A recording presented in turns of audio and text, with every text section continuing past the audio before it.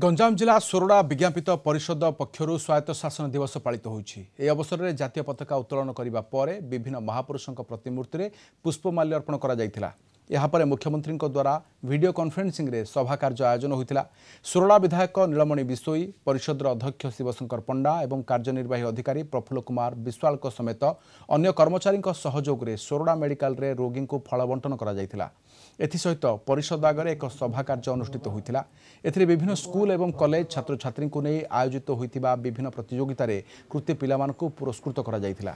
शेष में छात्र छात्री माने विभिन्न नृत्य परिवेषण करथिले। एसहित सफाई कर्मचारी को परिषद तरफ पोशाक बंटन करा जायथिला।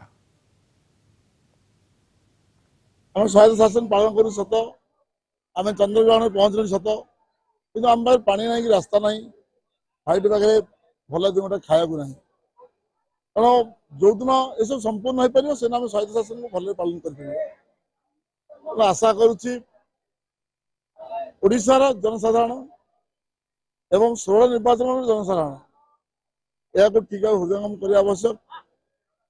स्वायत्त कले निजकू निज को शासन कर अर्थ स्वायत्त शासन निज अंचल को निज अंचल नेता को निज अंचल शासन को ठीक जारी रखा स्वायत्त शासन स्वच्छ सुंदर दिशब से प्रतिश्रुति आम देचु लोक प्रत्येक सुविधा असुविधा आम छिड़ा बोली आम प्रतिज्ञाबद्ध देचु।